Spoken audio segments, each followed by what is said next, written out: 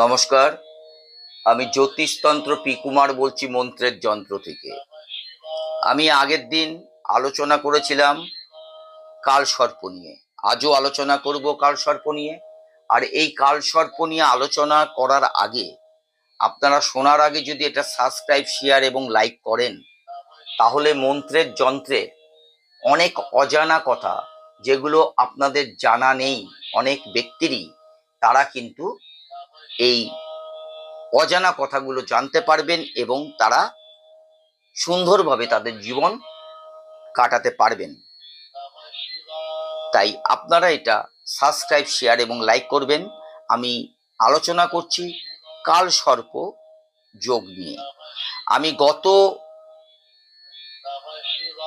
বারে যেই কালসর্প নিয়ে আলোচনা করেছিলাম, সেই আলোচনাটা করেছিলাম, আমি বারবার বলেছি যে কালসর্প কিন্তু অনেক রকমের হয়।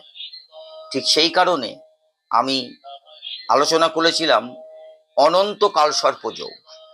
কিন্তু আজ আমি আলোচনা করছি কুলিক কালসর্প যোগ। আপনারা অনেকেই হয়তো জানেন না যে কালসর্প যোগ কত রকম হয়। আপনারা শুধু জানেন আমার কালসর্প যোগ চলছে, আমার বন্ধু বান্ধব ইত্যাদি তাদের কালসর্প যোগ চলছে, তার জন্য সময়টা ভালো যাচ্ছে না। তাই কি কালসর্প যোগ চলছে সেটা কিন্তু আপনারা জানেন না। সেই কারণেই আমি কিন্তু এই প্রোগ্রামটা রেখেছি। আজকে আমি কালসর্প যোগ নিয়ে যে আলোচনাটা করছি সেটা হচ্ছে কি কুলিক কালসর্প যোগ। এই সর্পযোগে কি হয় যদি কোনো ব্যক্তির এই কালসর্প যোগ চলে, সেই ব্যাপারে আমি আলোচনা করছি।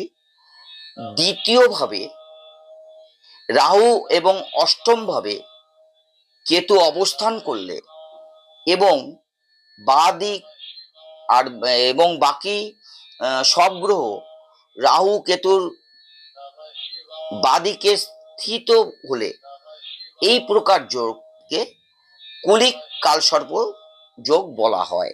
আমি আবার বলছি আপনাদের বোঝার জন্য, দ্বিতীয়ভাবে রাহু এবং অষ্টম ভাবে কেতু অবস্থান করলে এবং বাকি সব গ্রহ রাহু কেতু বাদিকে স্থিত হলে এই প্রকার যোগকে কুলিক কালসর্প যোগ বলা হয়। এই ধরনের কালসর্প, এই ধরনের জাতকের স্বাস্থ্য ঠিক ভালো থাকে না। কোনো না কোনো রোগে তার শরীরে কষ্ট পায়। জাতক সবসময় চিন্তাগ্রস্ত থাকে, কারণ অকারণ চিন্তাগ্রস্ত থাকে এবং অযথা ব্যয় হয়।